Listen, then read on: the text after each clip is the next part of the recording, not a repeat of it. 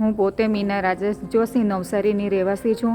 મને એજન્ટ લોકોએ ફોલ્ડ કરેલી છે, મને લાલચ આપેલી કે આવી રીતે નોકરી છે, ફ્રૂટ પેકિંગની એવુંમાં નોકરી છે ને એવી રીતે વાતો કરતા હતા ને મને પગાર માટે એવું કીધું હતું કે 70-80 હજાર તો તમારો ફિક્સ પગાર છે જ, અને અહીંયા મને કોઈ પગાર મળતો નથી ને જોબ મને એવી તબેલામાં ગયેલી, મને જે જોબ કહેતે એ જે જોબ કીધી હતી ને એ જોબ મને આપશે તો હું કરવા તૈયાર છું. હજુ બી અહીંયા જ છું, બેલારુસમાં જ છું.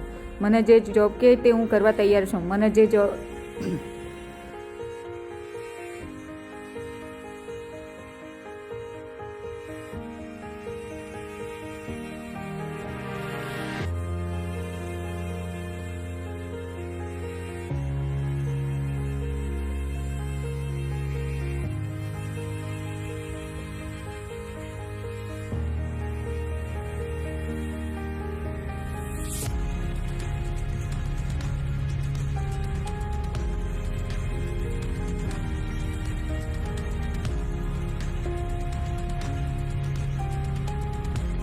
મમ્મીની પરિસ્થિતિ બહુ. મમ્મી અહીંયાથી 6 નવેમ્બરના દિવસે ગયા હતા અને ત્યાં બેલારુસમાં એમ કીધું હતું કે મારા મામાએ કે ત્યાં છે ને જોબ ને બહુ સારું છે, પૈસા પણ સારા છે પગાર ને. એટલે મમ્મીએ કીધું કે મારે જવું છે તો તમે મને કહી આપશો. એટલે મમ્મીએ હા પાડી અને મમ્મી ત્યાં ગયા એમના ભરોસે. તો ત્યાં છે ને 5.5 લાખ મમ્મીએ ભર્યા. તો એના ઉપરથી વધારે દેવું થયું કે છે ને વધારે 12.5 લાખ જેવા દેવું થઈ ગયું છે મમ્મીનું. અને ત્યાં પહેલા ગયા ને ત્યારે તો એમ સેટલ બી થયેલું રહેવાનું.